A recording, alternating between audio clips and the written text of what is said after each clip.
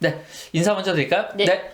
안녕하세요. 네, 저희들 오늘 그 반북 유튜버들을 좀 이렇게 공략하는 바이러스 없애듯이 이게 없애는 방송을 한번 준비해봤습니다. 오늘 연희 씨가 가져온 뉴스는 강철한 TV네요. 강철한 TV. 김여정 국정원 대북 공작 조사, 그리고 그 보위성 탈북자를 전방위 압박하고 있다. 뭐 이런 제목이에요. 네.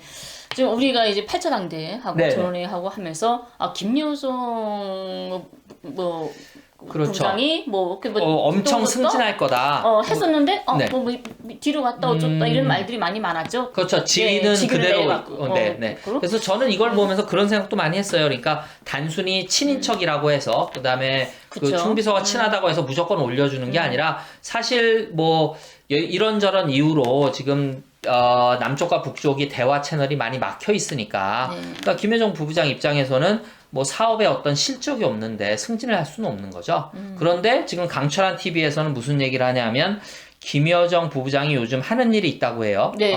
조금 소개를 해주시죠. 네. 김여정 부부장이 뭐 전적으로 지금 요즘에 잘 나타나지 않잖아요. 네. 예전보다 나타나지 않는데 요즘 잘 나오지 않는 것이 무엇이냐? 왜냐?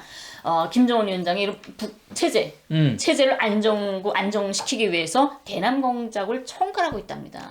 그 대남 공작을 총괄하면은 북의 체제가 안전화돼요? 그러니까요.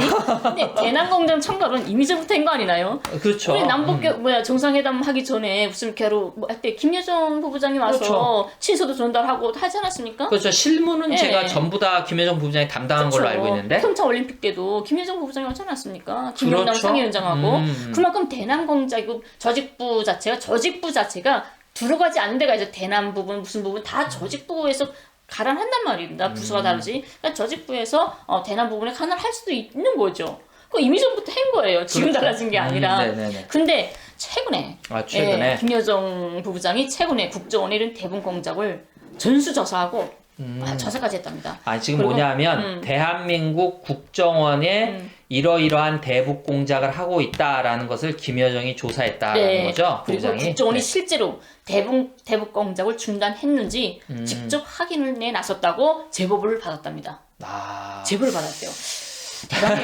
이 사람들 진짜 대단한 게 그럼 김여정 부부장이 옆에서 누군가 제보를 했다는 소리잖아요. 정말 국정원 가야 돼. 그러니까 지금 그 강철한 TV의 요지는 이거 같아요.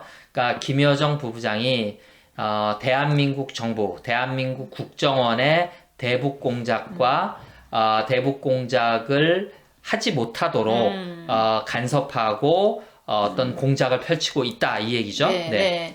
근데 실제로 문재인 정부 들어와서 국정원의 대북 공작이 얼스톱 됐답니다. 이 강철환이가 하는 말이 특히 북을 압박하는 데서 가장 중요한 주력 사업이었던 대북 심리전이 얼스톱 됐다는 거예요. 얼스톱 됐다. 대북 심리전 하게 되면 뭡니까? 이 사람들이 말하고 싶은 게 삐라 아닙니까? 그러네요. 삐라하고 대남 그 방송. 확성기 방송. 확성기 막았다는 거예요. 확성기 막고 삐라를 못 날리게 한다. 이렇게 기본 말하자는 이유가 겁니다. 이 문재인 정권이 빨갱이 정권이라서 김여정이가 지금 이거 김여정 부부장이 조사하니까 알겠습니다 하고 방송 못하게 하고 삐라 못 날리게 하고 이렇게 됐다 이런 말을 하는 거죠. 그 얘기를 하고 싶은 거네요. 근데 이거는 우리가 판문점 회담 하거나 했을 때 그 협상에서 서로 남북한의 상호 비방을 자제하고 화해 분위기를 조성한다. 그래서 심지어는 군사훈련도 자제하고 뭐 이런 것들을 다 합의했던 거 아닙니까? 그렇죠. 합의도 했고 원래 국제법상 국경이라고까지 말하지만 남북 간에 하여튼 뭐 국경이 나갔지 않습니까? 현재 유엔은 두 개 국가니까 그 국경 연선에서는 뭐 이렇게 날리지 못하게 되어 있어요. 이거 불법 이건 전쟁을 도발하는 겁니다. 뭘 나른다는 거는 국제법에 그렇게 돼 있습니다. 도발 행위죠.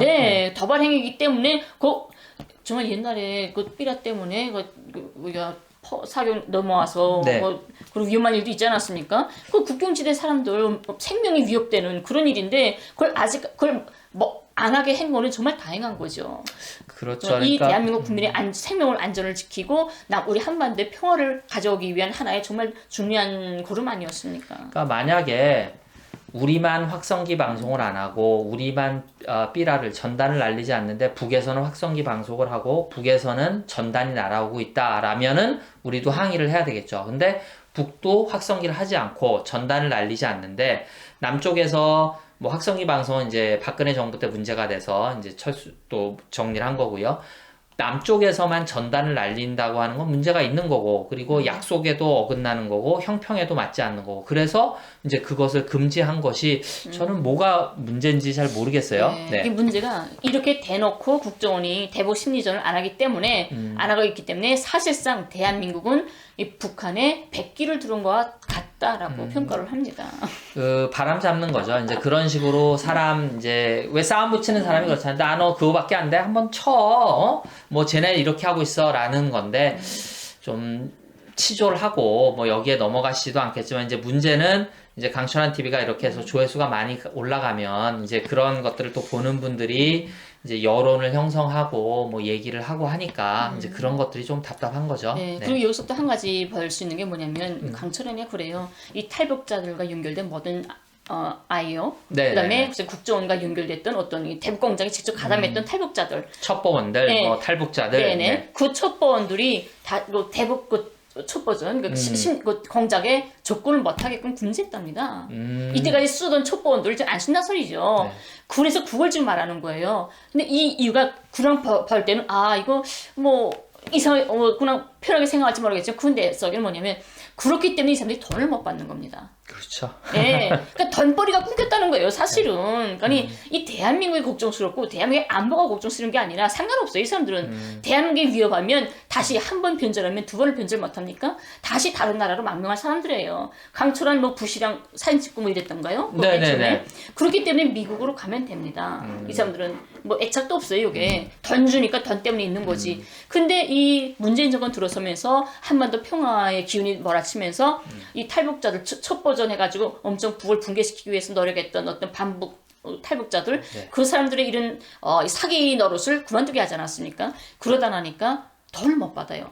일부러 서술 써가지고 북에서 지금 어떤 거 뭐 총을 쏘려고 한다, 활 쏘려고 한다, 어떤 거짓말 만들어서 정보를 주면 돈을 받았지 않습니까? 네. 근데 아무리 정보를 해도 돈을 안 주니까 일 못하는 거죠. 돈을 줘야 일을 하죠.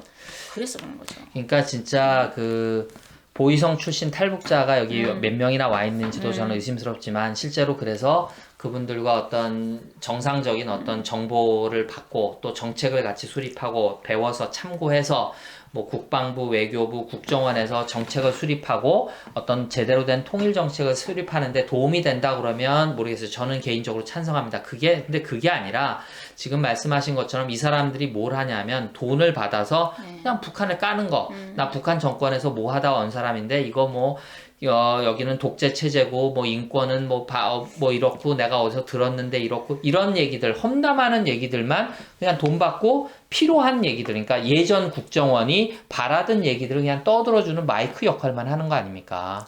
지금 그게 끊겼다고 화를 내는 거죠? 지금 이 사람들이 가장 힘들 때예요. 솔직히 애처롭긴 애처로워요. 충분히구나. 예, 애처롭죠. 이때까지 막 아무 말 허튼 말 막 지어내도 돈이 쿵쿵쿵 여러 곳에서 미국의 무슨 뭐 민주주의 기금이요, 기독교 뭐 정광훈이나 같은 이런 기독교 또 교회에서들 오죠. 또 국정원에서 또 예전 박근혜 이명박 때 돈 들어오죠.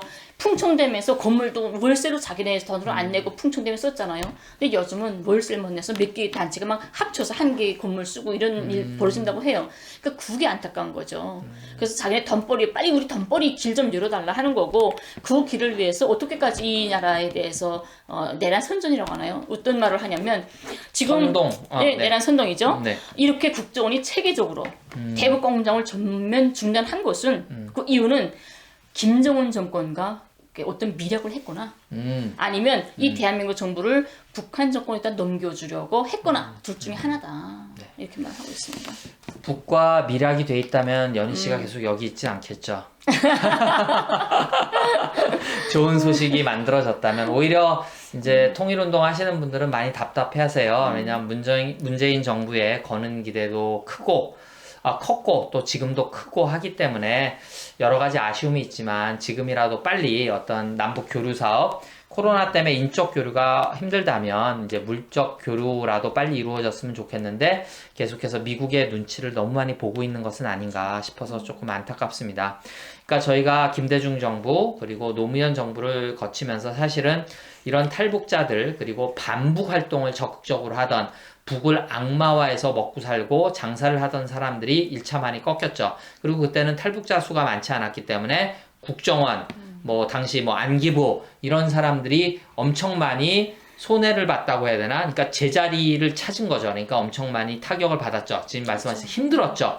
그런데 그게 이명박 박근혜 들어가면서 이제 후시절이 왔단 말입니다. 엄청 떠들어대고 뭐 강철환이 뭐 부시 가서 만나고 그리고 미국에서도 이제 돈을 풀었죠. 뭐 북한 인권법 만들고 미 국무부에서 뭐 민주주의 기금 돈 풀고 거기에 이제 가세한 게 선교 단체들. 그죠? 엄청 가세해서 뭐 돈 풀고 그냥 사람들 진짜 인신매매는 제가 그 조천현 씨인가요? 쓴 탈북자 그 책 진짜 소개해 주셔서 너무 감동 있게 봤는데 인신매매는 북의 사람들이 인신매매 그게 아니라 그 진짜 먹을 게 없어서 그 국경을 넘어서 그 중국 사람들을 만나서 뭐 어쩔 수 없잖아요. 상황이 너무 힘들었으니까 가정을 꾸리고 있는 사람들을 대한민국으로 돈을 줘서 어떤 바람을 불어서 이제 그 이 탈북자 이 책에도 나옵니다. 조 선생님 쓴 이 책에도 나와 있는데 멀쩡한 가정을 지키고 있는 사람들을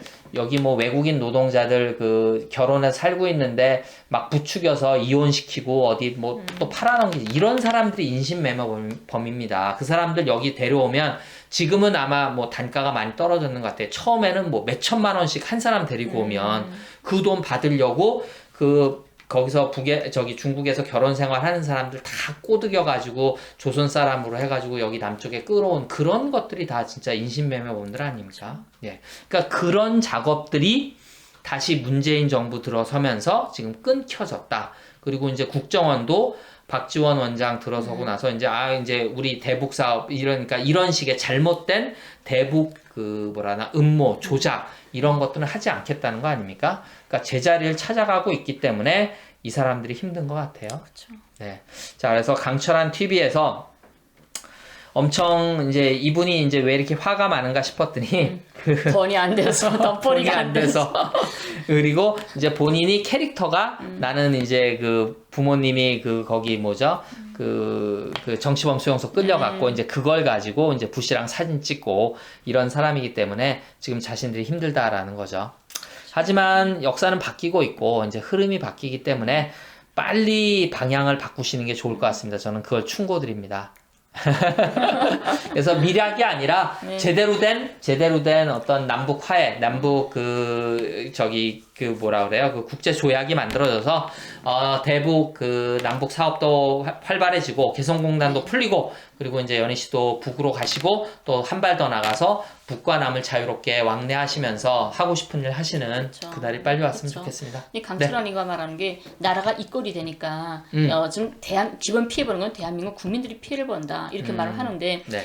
아니 진짜 옛날에 삐라날려서 피해 본 게 대한민국 국민 아닙니까? 네, 맞습니다. 와가지고 위협받고 지금도 윤선에 있는 사람들은 항상 조마조마하고 있고 그 주민들이 나가서 삐라 날리지 말라고 하는 게 그 주민들 아닙니까? 네. 근데 삐라 안 날리고 또 남북 정상회담하고 좀 전 평화 번영의 시대가 오면서 그 윤선 주민들도 좀 안도의 숨을 내쉬고 이제 좀 더 좋아지면 그 윤선이 바로 관광지대가 되게 되면 얼마나 좋겠어요. 생활이 윤택해지고. 네네네. 그래서 이런 강철환이나 이런 태영호나 이런 진짜 북을 어떻게나 붕괴시켜야만이 왜냐면 범죄자들이 살아갈 길은 북이 붕괴돼야만이 자기 범죄를 숨길 수가 있는 거 아닙니까?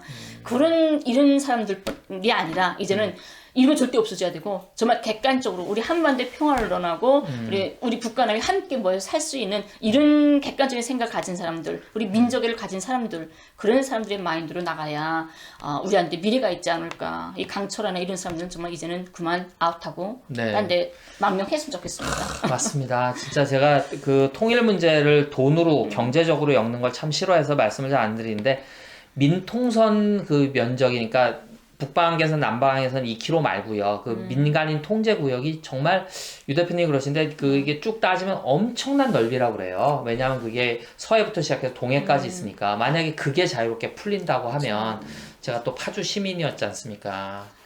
왜냐하면 파주에 지금 공장이 없어요. 공장이 그 LG 그 디스플레이 센터 하나 있거든요. 그러니까 그런 것들이 뭐 철원이니 뭐니 그 막혀 있는 것들을 생각하면 뭐 땅이 없어서 뭐 주택이 값이 뛴다 이런 것들 그 민통선 문제만 해결돼도 심리적으로 사람들이 올라가는 그러니까 북에 그 더 이제 뭐랄까 영토가 넓어지는 그런 느낌 이런 것들은 진짜 우리가 철도 연결돼서 대륙으로 가는 게 단순히 여행 차원이 아니라 사람이 꿈을 갖는 거거든요. 예, 그러니까 그런 것들이 빨리 커지려면 어쩔 수 없이 이 옛날에 조작질을 했던 사람들은 정리가 돼야 되고 말씀하신 대로 아웃돼야 됩니다. 네. 전 개인적으로요. 네네. 한 가지 또 바람이 또 있어요.